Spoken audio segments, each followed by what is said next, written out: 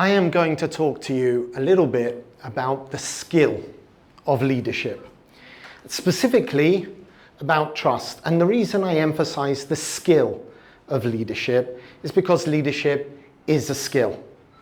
We often take in companies somebody who is very skilled in something specific, and then we say this person would be great to lead the team because they know the job the best, but they don't know leadership. They know how to do that skill very well, but not how to lead a team, how to get the best from people.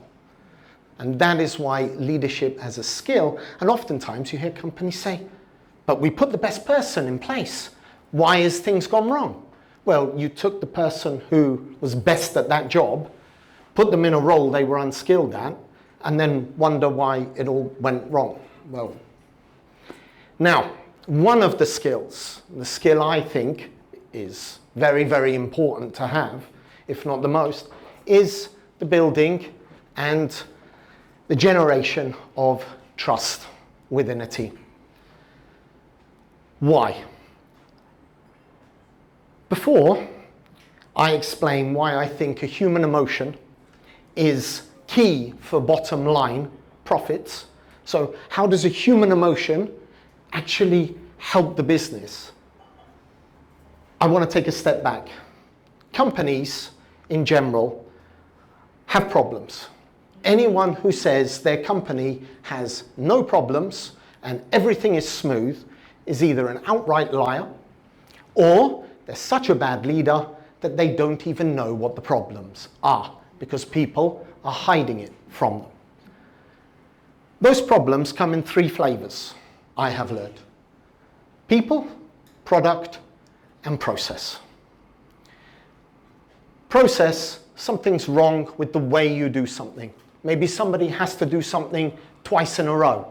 Maybe your system's outdated. It takes so long to issue an invoice that your whole cash flow is impacted. Product, things have gone wrong with product because maybe it's outdated. Maybe it's too expensive. Maybe there are cheaper alternatives, better alternatives. And people, maybe you have a bad team member. Maybe you have someone who doesn't know the job, someone who's in a role they shouldn't be, and that causes problems within the company. People, product, process. Figuring out which bucket the problem is actually in, that's a whole different talk. Hint, hint. That's a whole different talk. Of those three, which one is the most important?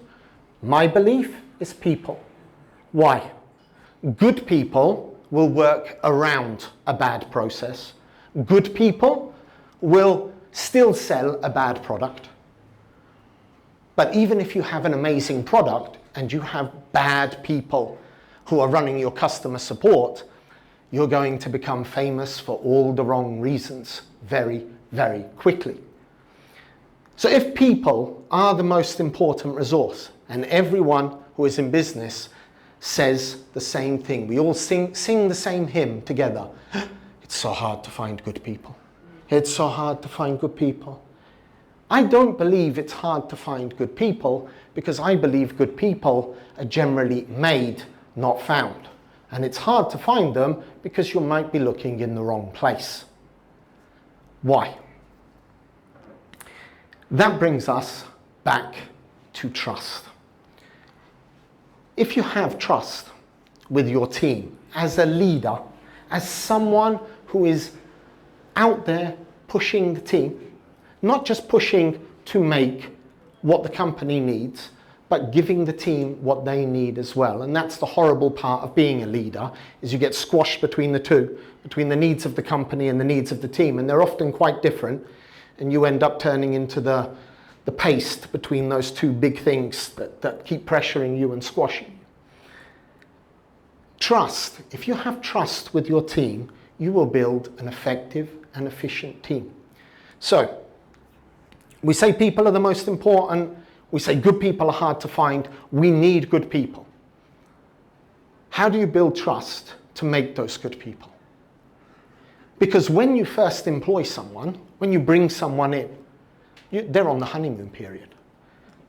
They're keen, they're motivated, they want to show this is a fresh start for them, and they want to do well. And then what happens?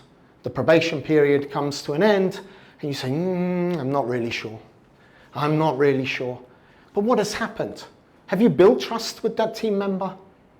Or have they turned around and said, this place is just like every other place.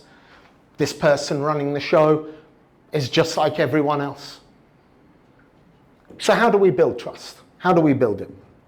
If it's so important, how do we build it? First, you must know what your team wants.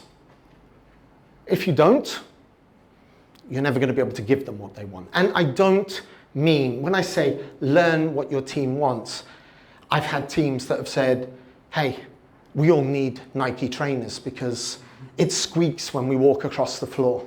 I'm not even kidding. And that was after we just supplied 200 people with €250 headsets because they need to be noise cancelling because I can hear the other person, right? We just spent 50 grand on headsets. Now you want Nike trainers on top? That's not what I mean. That doesn't build trust. Taking people out for a pizza night, going paintballing, these are not things that build trust in you as a leader and in your company. They're nice for the team to get to know each other, to know spouse names, what their favorite food is, what they're allergic to. The small talk stuff that you will discuss around the water cooler or in a break or over a lunch. But not to build actual trust. When I say get to know your team, I mean, where do they want to be? What role do they want to be in? Not that cliched question of where would you like to be in 5 years? My God, if I ever hear that question again. I mean, do you like your job? Do you want to do something else? Is there something else you want to do? What tools have we given you? Are they good for what you need to do? Is that computer system so old that it takes you 3 times as long to do everything because you have to go through 6 different screens and wait for it to load?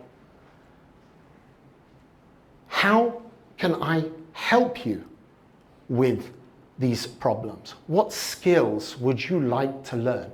When I speak to my content people, they said to me, I'd really like to learn a little bit of product. So I understand that the content I'm writing, how it fits in with the whole site. Sure, once a month, we're going to do product training. I'm going to teach you how to do a lean canvas. I'm going to teach you how to design a site. Why? So that whether you stay here or you go somewhere else, I will have given you the skills that you wanted. And you say, so I'm going to train them for my competition? Yes, if needed, because you are building trust with those people for you. If you want to lead an effective team, that team must trust you. And you must go first to earn that trust. That's why you're called a leader, because you take the first step, not them. I hear people say, you have to trust me, I run the company. You have to give me respect, I own the place. No, absolutely not. That is what I call class A grade bullshit. Just because you are a manager or a leader or a team lead or whatever it is, whatever wonderful title they have invented for your job, because we're very creative with those nowadays, it doesn't give you some kind of instant respect and everyone has to like you and tip the cap as you walk past. Absolutely not. If you want respect, respect is the twin of trust. They go together, everywhere together. You must go first. You must sit down with your team and say, what do you need? How is it really like doing your job? I do the job of my team, a CEO. I still sit down and say, okay, One of my content team is having a problem. Let's work it out together. Okay, we're a smaller company, but that didn't stop me when I had 200 people of sometimes getting down, because to find the people, product, process problem, I would keep digging until I found it. And then, if it's a skill problem or a people problem, I will help fix it. That's my job. My job is to make it smooth. And again, I'm building trust. If I'm going to sit there and do something, I'm building trust. Because I will never ask somebody to do a job I wouldn't do myself.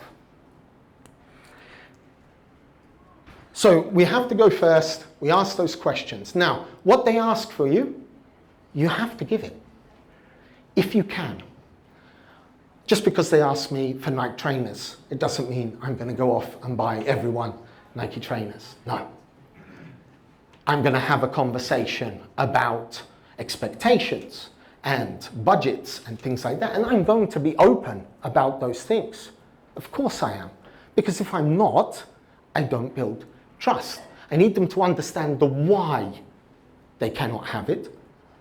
I need them to understand what they can have instead. For example, we can put some more meeting room. We can turn that room that's not used into a meeting room. You can use it for calls. It's much quieter. Or you can use it as a quiet room, for example. And that doesn't cost us another 50,000. Now, if I have listened, I have asked, I have delivered. Because if somebody says to you, this person over there, they're driving me crazy, they're toxic, this happened, this happened, this happened. And you do nothing, you say yes, yes, yes, yes, yes, yes. And you do nothing about it, are they going to trust you? Absolutely not. And that's where they start switching to, this is like everywhere else, this is the same kind of management, this is, no one listens. Do you think when they have a great idea for your product or your process, they're going to come and then volunteer it? It doesn't work that way. This is two-way. You give, and then they come and they help you. Third thing, radical candor. If you have a team member, an employee, and they are not performing, and you sit there and you watch them struggle day after day after day, and you're getting frustrated. Why are they not doing the work? Why is these things not being done? But you keep it in and you say nothing, and then their probation comes up and you say, I'm sorry, this is not working out. It's not you, it's me. We have to let you go. That's your fault. Their failure is your fault, because your job as the leader is to have the courage to say, it's not working out because I need you to do this. I had a team member who took a job with us, hated the commute. Knew the commute before, was an hour and a half on the bus. 3 or 4 weeks in, I could see she was really struggling, coming in late, wanting to leave early. Sat down with her. What's going on? I hate the commute. Can I work from home? This is an in-office role. We were clear about that at the beginning. But I can work from home. No, I'm fairly sure you can't, because it's an in-office role, and we were clear about the expectations from before. In which case I will say, this is not working for you, it's not working for me, because the rest of the team are seeing you leave early, they want to leave early. Sorry. That's a problem. If you want a remote role, maybe I can help you find one, but not in this company, because we don't have space for it. And being clear about that. If you bring somebody in and they say, I'd like to do this, or I'd like to become this, and you say, yes, yes, yes, yes, yes, because it's always yes, yes, yes at the interview stage, and then it changes 3 months later. So if that happens, and then you're not clear, they won't trust you.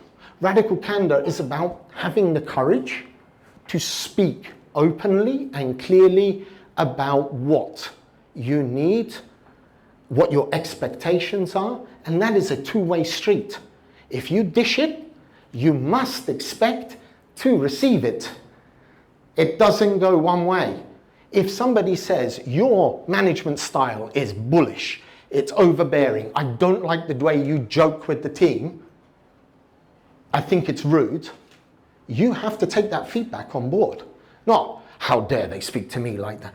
I'm perfect. I'm wonderful. You're a bad leader.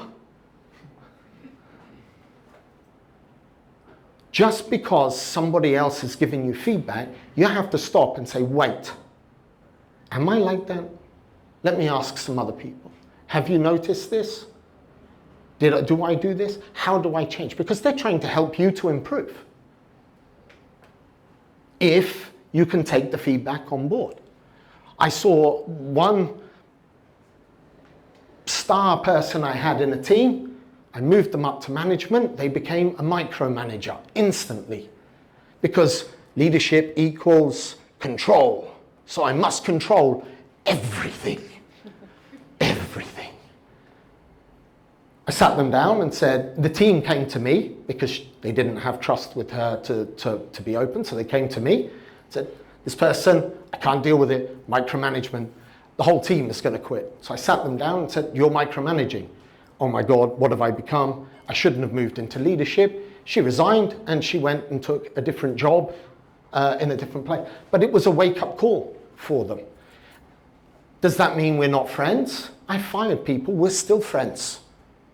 Because they realized, they came to me after and said, I appreciate it, I need that kick in the pants. Because you were honest about where I was screwing up. No one else would tell me where I was screwing up, what I was weak in. But you sat down and did it. And believe me, it is not easy to do. To tell somebody that we have to let them go, or they're doing something really bad, and their job is in jeopardy, that's a really hard conversation to have with people, especially when you know they've got financial commitments, family commitments, all these things. But if you don't do it, and you have to let them go, and they thought everything was fine, that's your fault. Because you didn't have the courage. It's not their fault for being bad, it's your fault because you didn't have the courage. Radical candor. And the team will not trust you. If they know that person got kicked out for no apparent reason, because no one would know the reason, you've kept it inside your head. Are the team gonna trust you? No. So if you do all this, what is the result? Does it really impact the bottom line? I'll close with a numbers example. I've talked enough about emotion. I'll close with a numbers example. As a team, I took a new team. We had a project to deliver. It's a project I had seen other companies build. Normally, the cost of that build ran anywhere between 250 and 750,000. And 2 out of 3 times, it didn't work properly. We built it at 15,000. A small team, we built it for 15, and it works, and it works, and it works well. But we built it for 15,000. And one of the developers, I had to send him his invoice back because he wouldn't bill me for the 1 a.m., 2 a.m. finishes that he had been doing to make sure it worked. Because he said, you gave me opportunity. And I sent him the invoice back and said, I won't pay it unless it has all the overtime included. Because trust is a two-way street, and you don't take advantage of the trust you've built. And that is why trust hits the bottom line. Thank you.